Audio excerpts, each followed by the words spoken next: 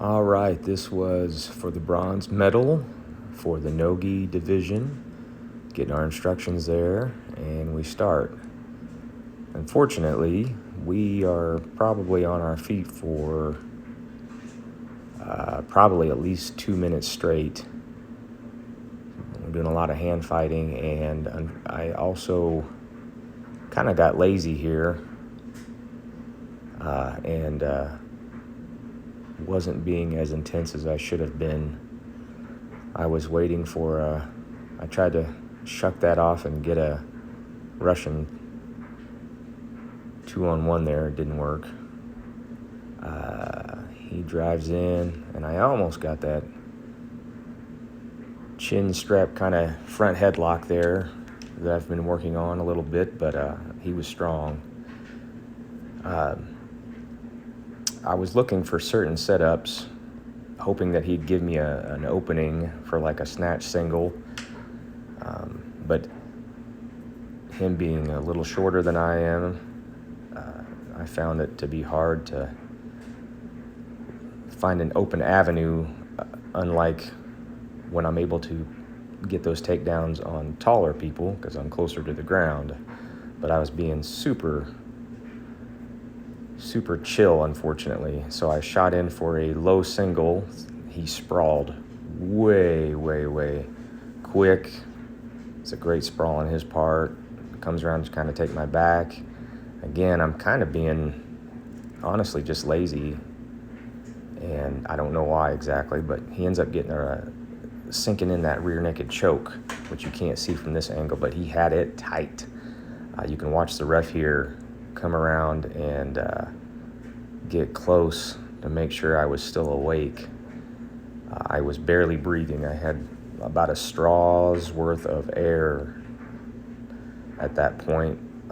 Professor's yelling things at me, and I can kind of hear him, kind of not with all the blood in my ears, but he starts to gas, and I hear his coach yell, not to gas his arms, and right about that time, he starts letting up, and I'm able to get my chin down a little bit more, keep my shoulders shrugged as much as possible. He ends up letting it go, and I'm starting to peel out, kind of try to get my shoulders down. As I get my shoulders down, he releases the back take and goes for an arm triangle. But actually, this was much looser than the rear naked choke he had sunk in. I wasn't really worried. I was just trying to figure out. I knew I was down on points already, and he had a good dominant position. He ends up letting go of that when he realizes it's not going to work. He comes north and south, and again, I'm just kind of being complacent. I don't have a really good reason why.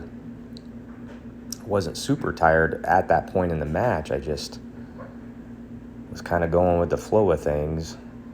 I didn't have the fire lit underneath me that I needed to do anything about it. But then eventually here in a minute, I kind of remind myself, I'm like, hey, he's not that big. We weigh the same amount, about 145 pounds. I can just start using a little muscle to try to get out of this position. In worst case scenario, maybe come up. I tried to do a sit out, but he had a lot of pressure right on the perfect part of the back of my head, and I couldn't arch very well. He comes around to the side. I was going to try to come up to my feet to get a better position, maybe a scramble, but he takes advantage of that and sinks in that back take one more time, gets his hooks in.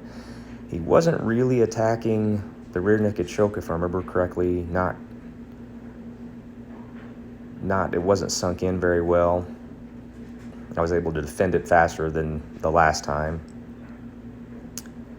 And we're fighting, we're scrambling, and I'm trying to get my shoulders down to the mat. I start to get out. I'm able to start turning into him, and I knew I was short on time. I knew I was less than a minute, and I needed to do something drastic or else I was going to lose on points. So I get to my feet, and I feel that ankle, and I sit back, and I throw that right leg over for some leverage, and unbeknownst to me, I mean, in that clip you can kind of see that, yeah, it was probably a good call, but I get disqualified for reaping. I didn't realize that because he tapped and the ref never said a word until we stood up. But that's what it was. Good job on his part.